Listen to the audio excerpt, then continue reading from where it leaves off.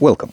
Let's cut straight to the chase. So I've started to have issues with my PC's Bluetooth adapter recently. It's probably a software issue, so I had to take the easy route and find a hardware solution, obviously. Otherwise, where's the romance? And I found one.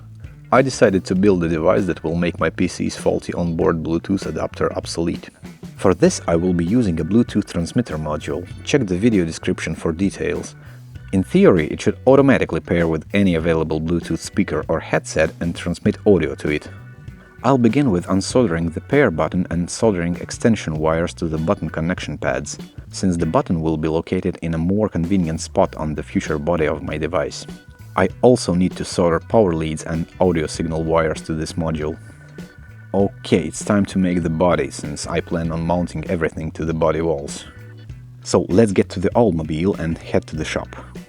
I'll be making the body out of acrylic plastic that I'm going to cut on this CO2 laser cutter. It's great for prototyping and finished products as well. Cutting parts with a laser has one major advantage, and it's the amount of time it takes to get from an idea to the finished product. It took me about 15 minutes to make this with all the preparations required. Also, the post-processing is minimal compared to a CNC milling method, for example. Now we can proceed with the assembly and soldering. I'm planning to power this device with a rechargeable lithium battery, which I got for the best price there is, for free.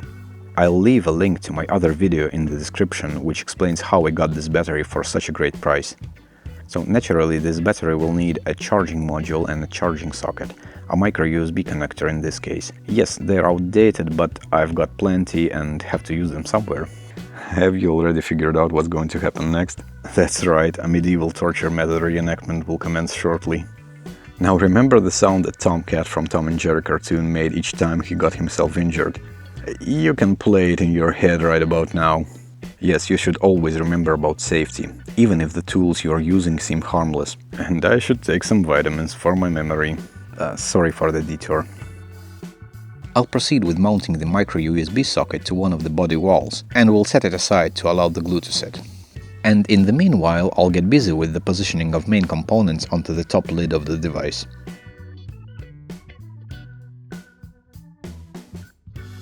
I didn't want to over-engineer the inner construction of this device, so hot glue will do just fine to hold everything in place.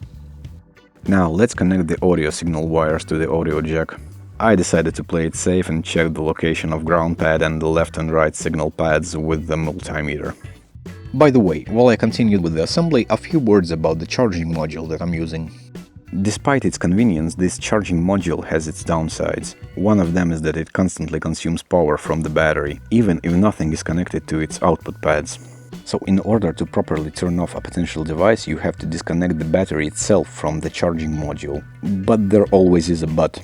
If the power consumption of the device is very small, when reconnecting the battery to the module, it doesn't always reliably repower the circuit.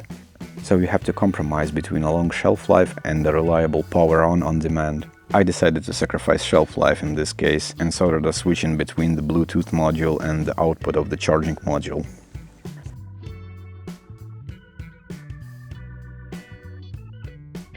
So we're almost done with the assembly. Let's fix the battery in place and install the bottom lid. And for the finishing touch, I'll install transparent windows, if you can call them that, for LED indication. Now it's time to test the performance of our device. I still don't know if it will connect to my headset, so let's try it out. If everything goes according to plan, we should hear a message that the device has paired with the headset successfully. Connected. Well, that ain't right. It obviously has paired with my headset, but what's the sound that it's making? We should be hearing silence since there's no audio signal supplied to the input. I guess I'll have to investigate this issue because at this point the device is virtually unusable. And it's a good thing that I didn't glue this body shut, because I could have. So apparently this Bluetooth board is susceptible to interference from the outside, or maybe even from itself. Here's the summary of my investigation. Upon revealing the insides, I've tried one by one eliminating components that might cause the interference. Excluding the charging module from the circuit didn't help. Implementation of stabilized 5-volt DC power supply and shielding this board didn't help either. I figured that standard research methods would be inefficient here, since there were no easily repairable or replaceable parts left. So I resorted to a scientific thumb application method instead, and I actually got pretty conclusive results. As it turned out, applying my finger to the audio signal connection pads seemed to reduce or even fully cancel out the undesired noise. So for my last attempt to eliminate the interference noise, I decided to try connecting the supply voltage ground to the audio signal ground. Let's see if it had any effect. Sweet lord, I can hear the silence. Let's calm this wire beard and test our device with real audio signal. I choose to think about this interference issue as of an undocumented feature and not as of a design flaw.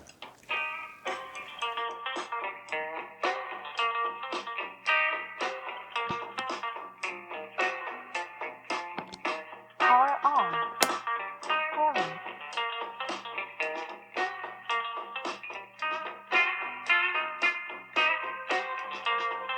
Connected.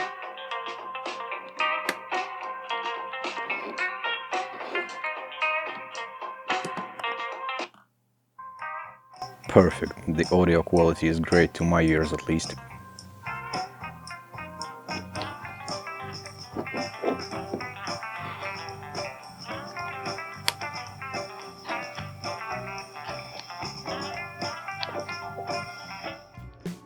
I must say that I'm satisfied with the way this Bluetooth transmitter came out. Also, it's pretty easy in use. You just need to turn on your headset and flip a power switch on the Bluetooth transmitter. It automatically connects to the first device it can find. And in case it has connected to a wrong device, it has a dedicated pair button.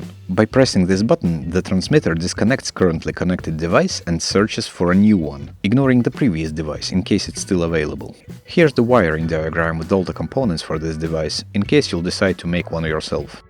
Hope that this video was of any value to you. If you like this video, please consider liking or subscribing. Or liking and subscribing. And if you didn't like this video, you can share it with a person that annoys you, just to annoy them. Thanks for watching. Take care. See you next time.